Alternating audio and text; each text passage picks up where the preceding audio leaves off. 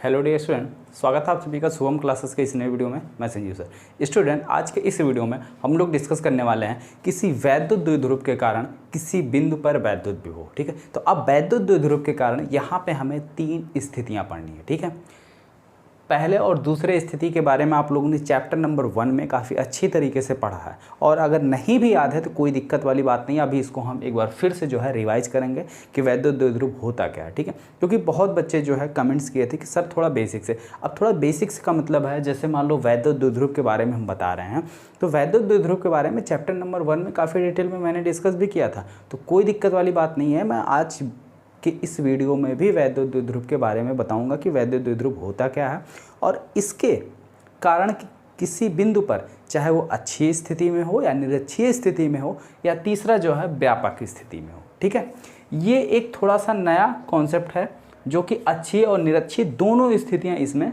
सम्मिलित होती हैं। ठीक है, और ये भी आपके यूपी बोर्ड एग्जाम में कभी कभी पूछा गया है, लेकिन अगर आप इसको एनसीईआरटी की दृष्टि से देखेंगे, यानी कि सीबीएसई बोर्ड की दृष्टि से देखेंगे, तो सीबीएसई बोर्ड में ये व्यापक स्थिति वाला क्वेश्चन नहीं पूछा जाता। ठीक है, इन्हीं दोनों में से पूछा जाता है, या दोनों एक साथ पूछा जाता है, क्योंकि ये काफ़ी छोटा है और ये थोड़ा सा है। ठीक है, तो ये दोनों एक साथ में पूछे जाते हैं। ठीक है, और यूपी बोर्ड में ज़्यादातर क्या होता है कि ये पूछ लिया जाता है व्यापक स्थिति, क्योंकि इसमें ये दोनों ऑलरेडी इंक्लूड होते हैं। ठीक है, तो ध्यान से देखिएगा, एक एक चीज़ जो है आज की इस वीडियो में आपको अच्छी तरीके से समझ में आएगा। तो चलिए सबसे पहले हम बात करते हैं वैद्युत द्विध्रुव।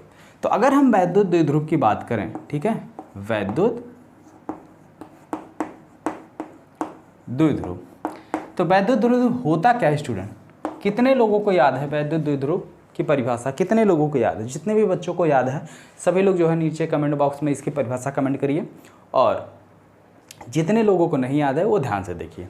देखिए, हमने कहा था कि जब दो समान परिमाण अथवा विपरीत, ठीक है, प्रकृति में विपरीत आवेश, जैसे मान लेते हैं दो आवेश हमने ले लिया, एक आवेश ले लिया Q1, एक आवेश ले लिया Q2। ठीक है, अब इस Q1 का मान अगर मान लो हम 10 कूलाम ले रहे हैं, ठीक है, कितना, 10 कूलाम या 5 कूलाम या Q कूलाम जो भी ले रहे हैं, ठीक है, तो Q2 का भी मान उतना ही होना चाहिए।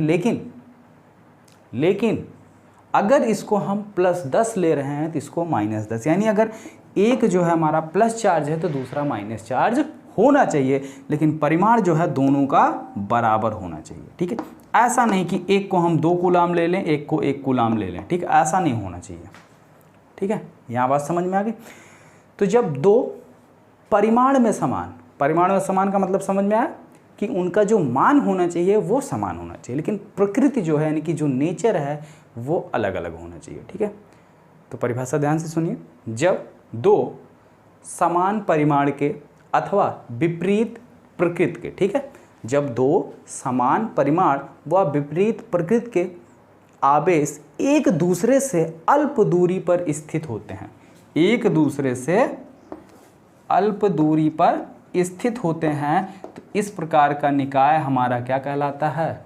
वैद्युत द्विध्रुव कहलाता है। यानी अगर पहला पॉजिटिव है तो दूसरा नेगेटिव चार्ज होना चाहिए। ठीक है, एक नेगेटिव है तो दूसरा पॉजिटिव चार्ज होना चाहिए।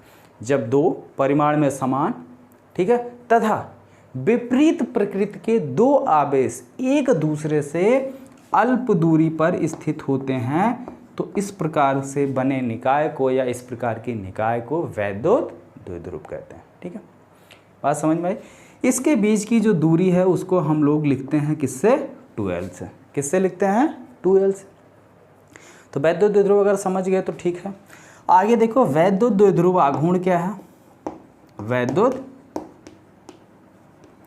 द्विध्रुव आघूर्ण क्या है? वैद्युत द्विध्रुव आघूर्ण P बराबर होता है दोनों आवेशों में से किसी एक आवेश का मान और गुणे इनके बीच की दूरी। इनके बीच की दूरी कितनी है? 2l है, और इसी को क्या लिख, 2ql। ठीक है, ये क्या होता है? P। ठीक है, तो अभी P का इस्तेमाल भी किया जाएगा, इसलिए वैद्युत द्विध्रुव आघूर्ण मैंने बता दिया। तो जहाँ पर भी P लिखा मिलेगा या जहाँ पर भी 2ql आएगा, उसकी जगह हम क्या लिखने वाले हैं?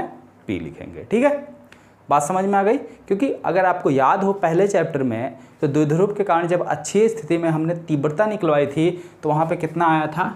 2p/r3, और अच्छी स्थिति में कितना आया था, p/r³।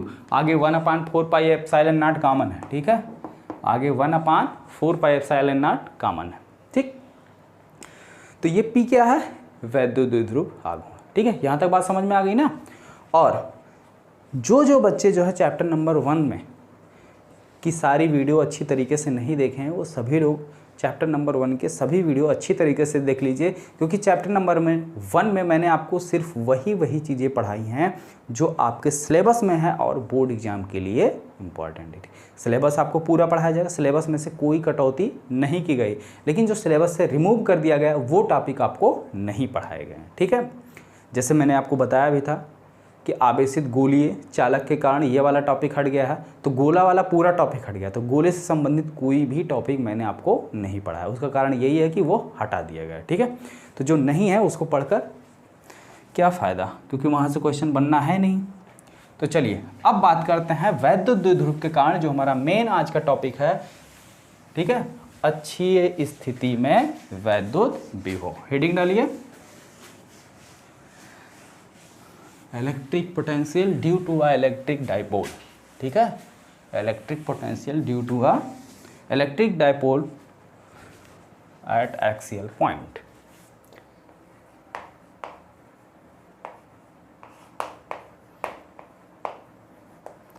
वैद्युत द्विध्रुव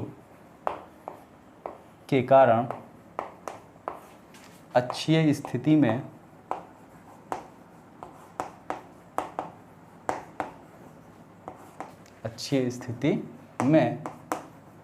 वैद्युत विभव। तो ध्यान से देखिए, जैसे मान लीजिए ये हमारा क्या है, कोई वैद्युत द्विध्रुव है, ठीक है, ये क्या हमारा कोई वैद्युत द्विध्रुव AB है। तो इधर मान लेते हैं मेरा पॉजिटिव चार्ज है, इधर नेगेटिव चार्ज है, ठीक है। अच्छी स्थिति का मतलब है इसके सेंटर से, अगर ये इसका एक्सिस है यानी एक्स एक्सिस, तो यहाँ से r दूरी पर कोई पॉइंट मान लेते हैं यहाँ P है, इसकी डिस्टेंस यहाँ से लेके यहाँ तक कितनी है, r है। हमें इस बिंदु पर क्या करना है, वैद्युत विभव का मान कैलकुलेट करना है। तो इसके लिए आप करेंगे क्या, अगर आपको याद हो तो किसी बिंदु आवेश के कारण, अब यहाँ पे देखिए पिछला लेक्चर आपको काम आएगा, ठीक है। अगर आपने देखा तो बहुत अच्छी बात है, नहीं देखा तो उसको देख लीजिएगा इस वीडियो के बाद में। बिंदु आवेश के कारण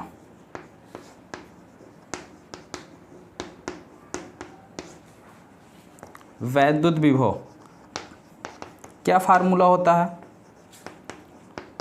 1/4πε0 Q/r², ठीक है, नहीं एक सेकंड, r² नहीं होता, Q/r, ठीक, Q/r, ठीक है। यहाँ तक बात समझ में आ गई। अब देखो, अगर यही जो बिंदु आवेश आपका है, बिंदु आवेश प्लस Q के कारण ये आ गया, अगर यही प्लस Q की जगह हम अगर क्या ले लें, -Q ले लें, तो जो आपका विभव आएगा वो आ जाएगा 1/4πε0 -Q/r, ठीक है। तो अगर प्लस Q के कारण विभव निकालना है तो क्या आएगा, विभव का मान पॉजिटिव आएगा। अगर आवेश आपका नेगेटिव है तो उसके कारण जो विभव निकल के आएगा वो नेगेटिव आएगा, ठीक है। लेकिन वैद्युत क्षेत्र के केस में ऐसा नहीं था। वैद्युत क्षेत्र के केस में क्या था, विभव का जो इलेक्ट्रिक फील्ड यानी वैद्युत क्षेत्र की तीव्रता का जो मान निकल के आता था वो सेम निकल के आता था, बस दिशा अपोजिट होती थी, दिशा जो है क्या होती थी, विपरीत होती थी। लेकिन यहाँ पे वैल्यू भी यानी कि पूरा जो है परिमाण ही नेगेटिव हो जाएगा, ठीक है। तो ये फार्मूला आपको याद होना चाहिए, इसी का यूज किया जाएगा। अब देखो ये जो r है ये क्या है, बिंदु आवेश से उस बिंदु की दूरी है जहाँ पर विभव कैलकुलेट किया गया, ठीक है। तो यानी अब अगर हमें इस बिंदु पर विभव निकालना है, सिंपल सी बात है, बहुत बेसिक से पढ़ा रहा हूँ, ठीक है। अगर इस बिंदु पर विभव का मान निकालना है तो ध्यान से समझिएगा, इसके लिए हमारे पास दो बिंदु आवेश हैं, एक +Q एक -Q।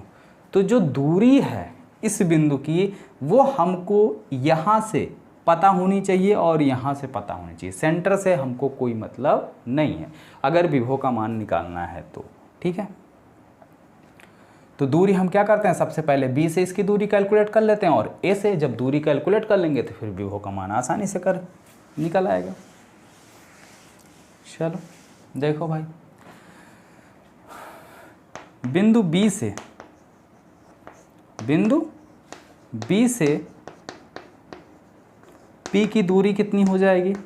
अब ध्यान से समझो, ये आपका वैद्युत द्विध्रुव है, इसकी टोटल लेंथ कितनी होती है, 2L होती है।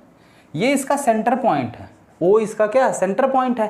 तो जब O इसका सेंटर पॉइंट है तो L इधर हो जाएगा और L इधर हो जाएगा। ठीक है, इतनी बात तो क्लियर है ना। L इधर, L इधर। अब यहाँ से यहाँ तक की डिस्टेंस R है, लेकिन हमें यहाँ से यहाँ तक की डिस्टेंस चाहिए, तो ये इतना है कितना L। अगर R में से L हम निकाल दें तो ये कितना मिल जाएगा, B पे मिल जाएगा। B से P तक की दूरी BP इक्वल टू कितना में हो जाएगा, R माइनस L। ठीक, इसी तरीके से A से P की दूरी AP इक्वल टू, यहाँ तक R है, L डिस्टेंस और R प्लस L। ठीक, एकदम अच्छे से समझ में आ गया। अब देखो, अगर यहाँ तक समझ गए हैं तो बस आगे कुछ नहीं है, आगे बहुत आसान है। ठीक है, अब लिखिए प्लस क्यू आवेश के कारण बिंदु P पर वैद्युत विभव का मान, प्लस क्यू आवेश के कारण बिंदु P पर वैद्युत विभव का मान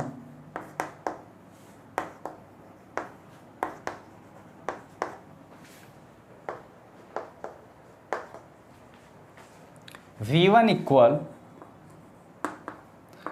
1/4πε0। ठीक है, 1/4πε0। आवेश आपका प्लस है तो Q बटे दूरी कितनी है AP। AP का मान कितना है 1/4πε0 Q/R प्लस L। ये हो गया आपका समीकरण नंबर 1। ठीक है, समीकरण नंबर 1। आगे आ जाओ, माइनस क्यू आवेश के कारण, ठीक है, बिंदु P पर वैद्युत विभव का मान V2 इक्वल टू 1/4πε0 Q बटे R माइनस L, समीकरण नंबर 2।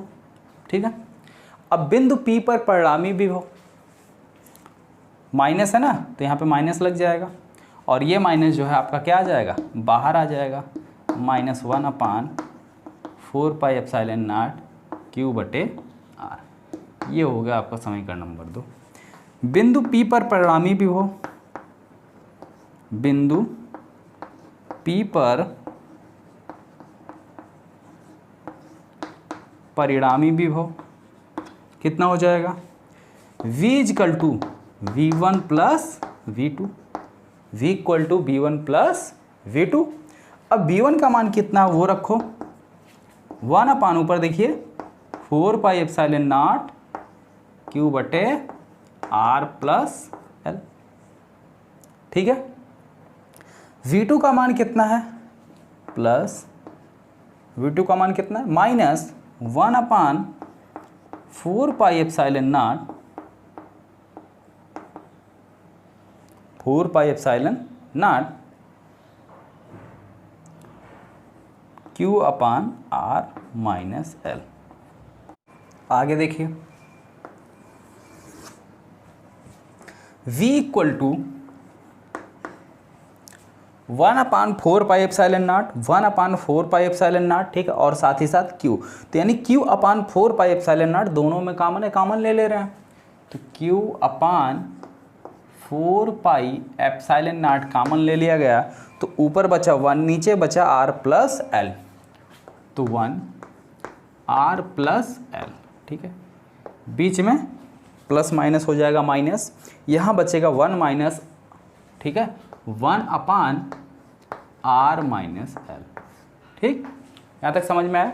अरे भाई देखिए, ये देखिए, तो Q/4πε0 यहाँ भी है और Q/4πε0 यहाँ भी है। ठीक है, तो इन दोनों को ले लिया गया कॉमन, तो यहाँ बचा सब कुछ निकल गया, ऊपर तो बचा 1, नीचे बच रहा R प्लस 1। ठीक है, आर प्लस एल, और यहाँ पे आर माइनस एल बच रहा, और बीच में ये माइनस का साइन, तो प्लस माइनस हो गया माइनस।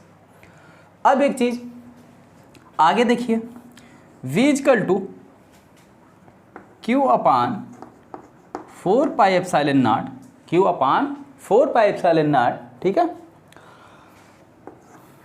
तिरछा गुणा कर दो तो आर माइनस एल, ठीक है, minus r plus l upon r plus l और इंटू आर माइनस एल, ठीक है। अब एक ब्रैकेट में a प्लस बी, एक में a माइनस बी, तो a square minus b square हो जाएगा। तो v इजकल टू हो गया q upon 4 pi epsilon naught, ऊपर ब्रैकेट ओपन कर दो तो ये हो गया r minus l minus r minus l upon r square minus l square, ठीक है। अब r से r आपका कैंसिल हो गया, माइनस एल मिलके कितने हो गए, -2l।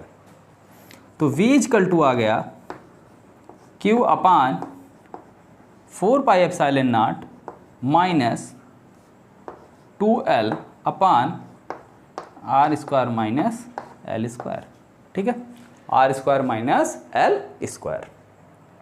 अब देखो q को अगर हम उसके साथ में शिफ्ट कर दें, ठीक है, तो यानी v equal to 1 upon 4 pi epsilon naught into minus 2ql upon r square minus l square. तो ये ऊपर क्या हो गया, -2ql की जगह क्या लिख सकते हैं, p लिख सकते हैं ना, तो उसकी जगह चलिए p लिख देते हैं, इधर मिटा दें, हो गया ना।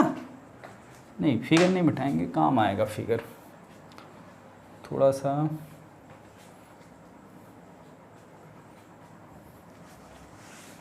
बीच में ही मिटा देते हैं, ठीक है, क्योंकि फिगर में भी कुछ आपको समझाना है, इसलिए नहीं मिटा रहे हैं। तो v इजकल टू आ गया 1 upon 4 pi epsilon naught minus p upon r square minus l square. चूँकि r इतना बड़ा है और l छोटा है, तो r की अपेक्षा l छोटा है, ठीक है, यानी r is greater than l। तो ये इम्प्लाइज करेगा r square is very very greater than l square, और ये चीज़ पिछले चैप्टर नंबर 1 से ही आपको बताते आ रहे हैं, ठीक है। अगर हम आर इजकल टू मान लेते हैं आर बराबर 10 और एल इजकल टू मान लिया हमने 2, तो आर तो एल से बड़ा है ही है, लेकिन अगर दोनों का स्क्वायर कर दें तो आर स्क्वायर बराबर कितना हो जाएगा 100, और एल स्क्वायर बराबर कितना हो गया 4। तो 100 तो बहुत बड़ा हो गया, अब दोनों के बीच में ज़्यादा डिफरेंस, ऐसे डिफरेंस 8 का था, ऐसे 96 का, ठीक है। लेकिन ये जो L होता है ये आपका दशमलव में होता है, 10 घात -10 मीटर में होता है, ठीक है, तो बहुत छोटा है। तो जब ये बहुत छोटा है तो इसका स्क्वायर करेंगे और छोटा हो जाएगा, ठीक है, यानी बिल्कुल ना के बराबर। अतः L स्क्वायर को क्या करने पर, नगण्य मानने पर। अब समझ में आया क्यों नगण्य मान लिया जाता है। अतः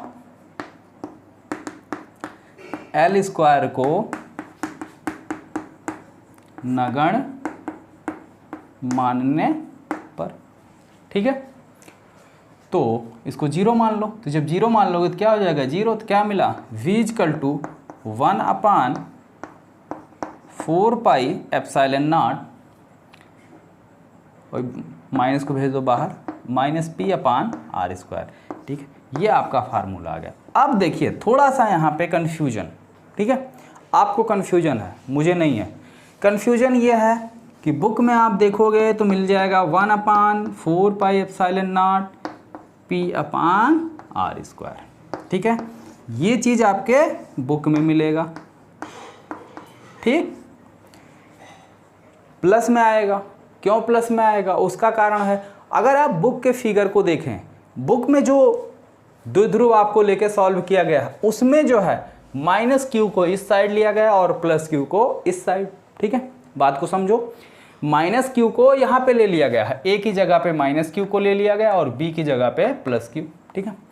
अब जिस आवेश से ये बिंदु पास रहेगा उसकी वजह से उसका विभव ज़्यादा रहेगा। तो अब ये P जो है नेगेटिव वाले के पास में था तो नेगेटिव वाले का प्रभाव ज़्यादा रहेगा, बल्कि प्लस वाले का प्रभाव क्या होगा, कम होगा। ठीक है, तो इसीलिए यानी नेगेटिव साइन ये दिखा रहा है कि जो बिंदु P है वो माइनस Q की साइड से लिया गया, यानी माइनस Q की साइड से लिया गया, यानी ये जो बिंदु P है ये माइनस Q की साइड से पास में है। ठीक है, लेकिन प्लस में कब आएगा, वही अगर आप इस P को इधर कर दो या Q और माइनस Q की साइड बदल दो। ठीक है, इसको यहाँ शिफ्ट कर दो, इसको यहाँ शिफ्ट कर दोगे तो पॉजिटिव आ जाएगा। ठीक है, तो इस माइनस साइन से कोई घबराने की ज़रूरत नहीं है। ठीक है, अगर आप चाहते हैं आपका भी आंसर बुक की तरीके से पॉजिटिव ही आए हमेशा, तो आप ये बात हमेशा याद रखिए कि माइनस Q को इस साइड ले लीजिए और प्लस Q को इस साइड। अगर आंसर प्लस में चाहिए तो P वाली साइड प्लस को रखिएगा और दूसरी साइड माइनस वाले को। ठीक है, बात समझ में आ गई। हाँ, इसका मात्रक क्या हो जाएगा, इसका मात्रक होगा वोल्ट या जूल पर कूलम, वोल्ट। ठीक है, जूल बटे कूलम या इसी को बोलते हैं वोल्ट। ठीक है, बात समझ में आ गई। और बीमा वगैरह तो हमने निकलवा ही दिया है पहले ही लेक्चर में। ठीक है, बिल्कुल स्पष्ट यहाँ तक। चलिए अब बात करते हैं निरक्षीय स्थिति में वैद्युत विभव। ठीक है, तो अब हेडिंग डालिए वैद्युत द्विध्रुव के कारण निरक्षीय स्थिति में वैद्युत विभव।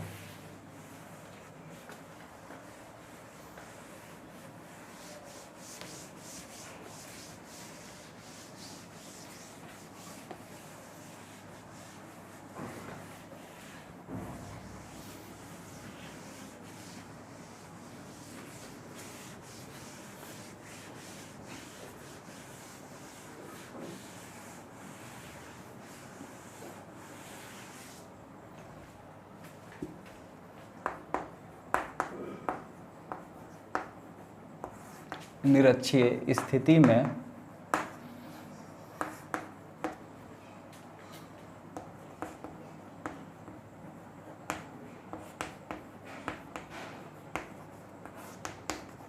वैद्युत विभव। ठीक है, जैसे मान लीजिए ये आपके पास कोई वैद्युत द्विध्रुव AB है।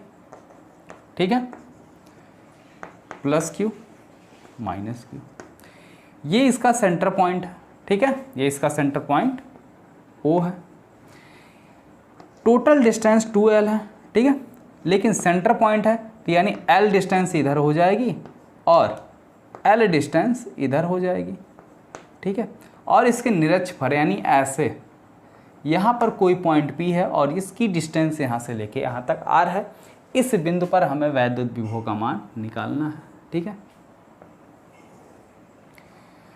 तो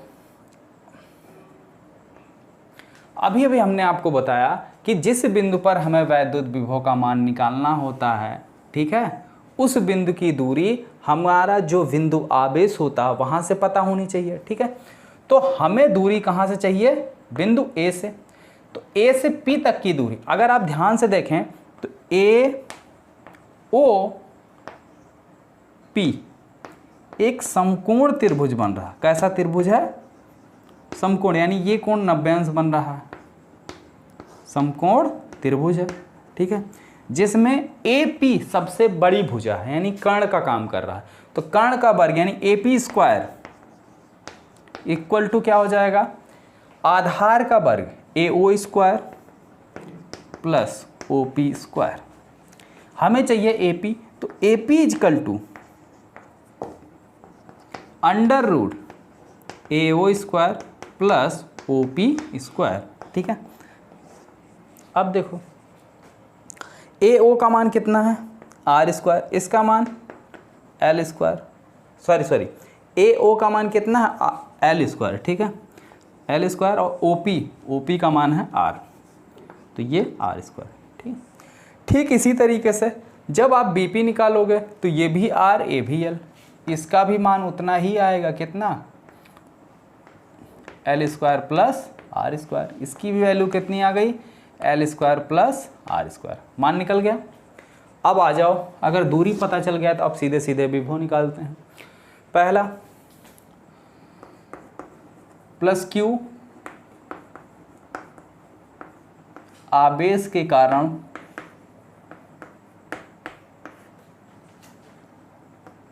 बिंदु P पर वैद्युत विभव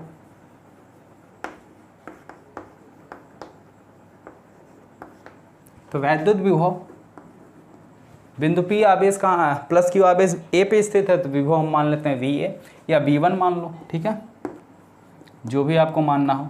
1/4πε0 प्लस है तो प्लस क्यू अपान बीच की दूरी कितनी है, √L² प्लस R², समीकरण नंबर 1, ठीक है। अगला आ जाओ, माइनस क्यू आवेश के कारण, माइनस क्यू आवेश के कारण बिंदु P पर विभव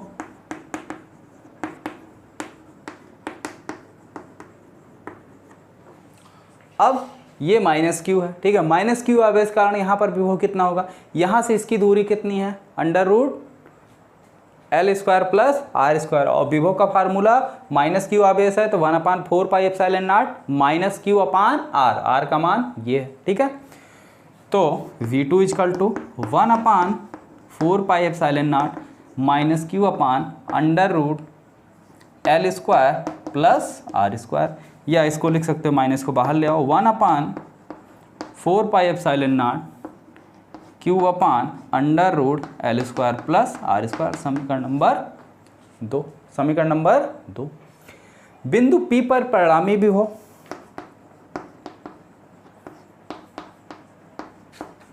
P पर परिणामी विभव कितना हो जाएगा, V = V1 प्लस V2, ठीक है। V1 का मान प्लस में, V2 का मान माइनस में, और दोनों देखो बराबर है तो सीधे सीधे कितना आ गया, 0, ठीक है, कितना आ गया, 0। कैसे, मान तो बराबर है, मान बराबर है, जब बराबर चीज़ों में से बराबर चीज़ घटाई जाएगी सीधे सीधे कितना आ जाएगा, 0, ठीक है। या आप रख के भी देख लीजिए, मान चलो वैल्यू रख देते हैं,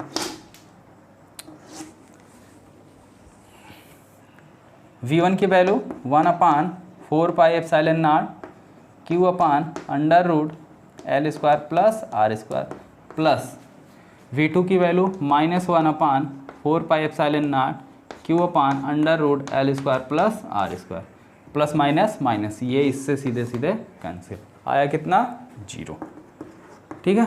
तो निरक्षीय स्थिति में वैद्युत विभव का मान क्या होता है, 0 होता है, ठीक है। यहाँ तक बात बिल्कुल स्पष्ट हो गई सबको, किसी को कोई दिक्कत यहाँ तक नहीं ना। अगर कोई दिक्कत हो या कोई समस्या हो, कहीं पर भी कोई डाउट नज़र आया हो तो कमेंट बॉक्स में कमेंट करके पूछ लेना। और अगर यहाँ तक अच्छी तरीके से समझ में आ गया है तो सभी लोग वीडियो को लाइक कर दीजिए, और अगर अभी तक आपने चैनल को सब्सक्राइब नहीं किया हो तो चैनल को सब्सक्राइब करके बेल आइकन का बटन भी प्रेस कर लें, जिससे हमारी आने वाली हर एक नई वीडियो का नोटिफिकेशन आपको मिलता रहे। और इस चैनल को जितना हो सके अधिक से अधिक अपने दोस्तों में भी व्हाट्सएप के जरिए कैसे भी शेयर कर दीजिए, जिससे वो भी इस चैनल को सब्सक्राइब करके अपनी पढ़ाई कर सकें। ओके स्टूडेंट, तो मिलते हैं फिर नेक्स्ट वीडियो में।